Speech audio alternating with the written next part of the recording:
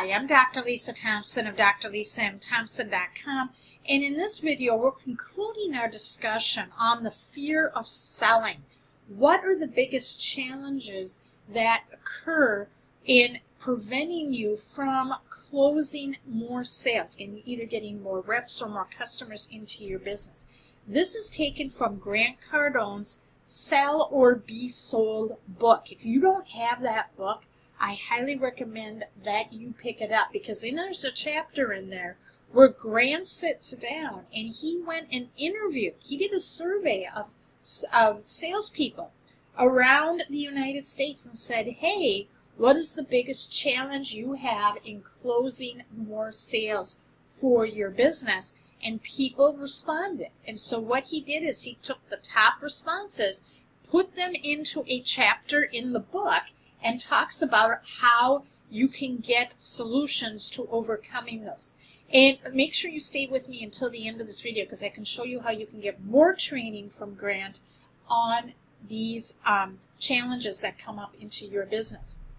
So let's quickly review some of the things that were talked about already in the past 3 video segments. If you haven't watched them already, pause this video, go back and watch them and see, are there any that were talked about that really resonate with you, or you really need to grow your skill set. We talked about rejection, negative surroundings, discipline, the economy, competition, product knowledge, follow-up, organization, call reluctance, filling the pipeline, closing, calls not returned, fear, people's emotions, not having the right response, feeling like an idiot, meeting new people, breaking the ice, staying motivated, starting over, and losing business to others.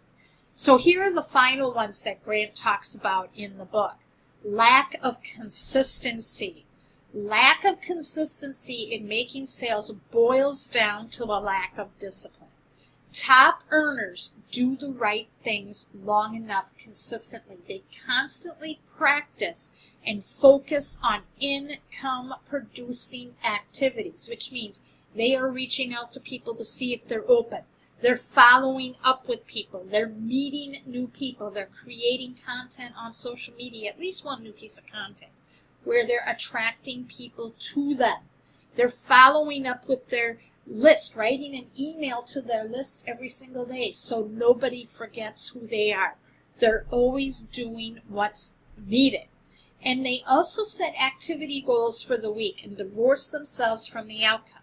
So an activity goal is different from a result goal. A result goal is how many new customers are you going to get this week? How many new reps are you going to enroll this week?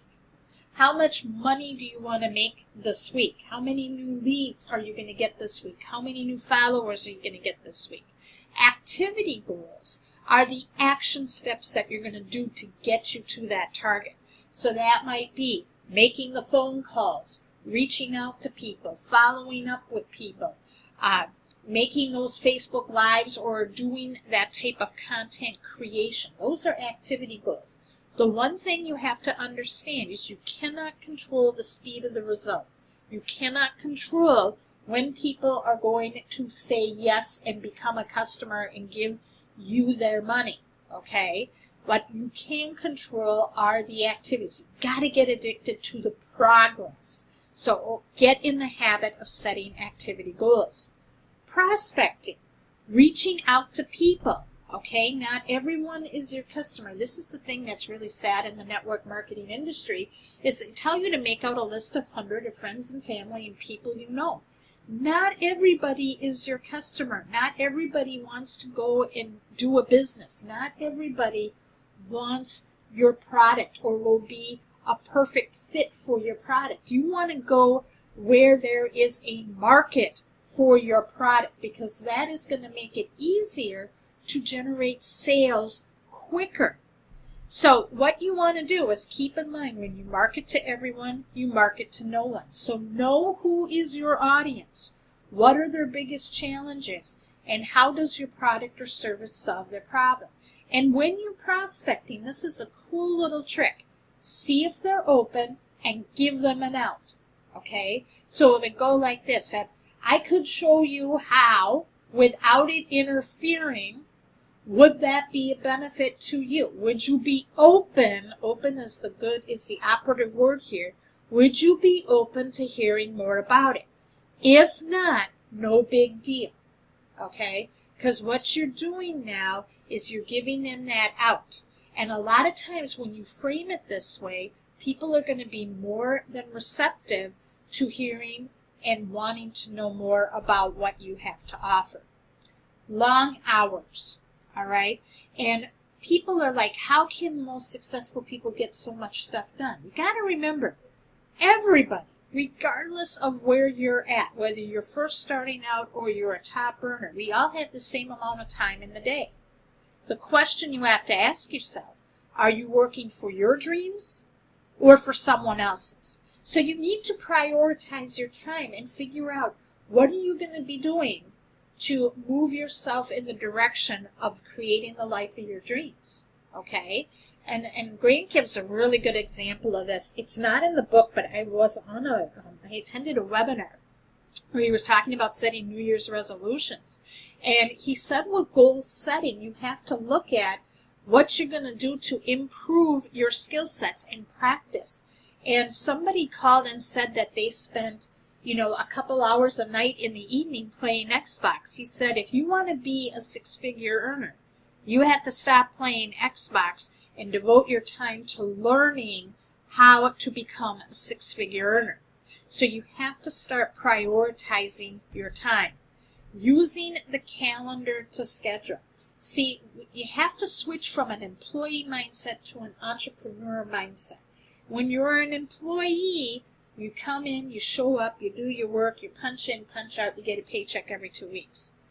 As an entrepreneur, that doesn't happen. You have to be showing up even when you don't feel like it and doing the work. If you don't have a calendar, things that don't get written down, they simply don't get done. So I hope you found value from this series today. If you did, leave a comment and share. And what I want you to do is go back and look at those challenges that we talked about over the last 4 videos here. Which ones are giving you the most difficulty? Which skill sets do you really need to improve? And if you have those down, write them down. And then make sure you're following me on Facebook by going to facebook.com/Dr. Lisa Thompson if you haven't done so already. And if you're on Facebook, you can subscribe to my YouTube channel by just clicking on the tab there. If you are on YouTube right now, just look for the YouTube subscribe button in the lower right-hand corner of your screen. So if you have a list of the areas that you need to grow and become better at making better sales on a consistent basis, I really want you to go check out Grant's store. You can see the link there on the screen at the lower bottom part of your screen. I also have it in the first pinned comment in the comment section of this video.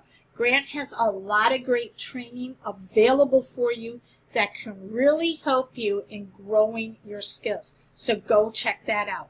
Thanks for watching, and I'll see you in the next video.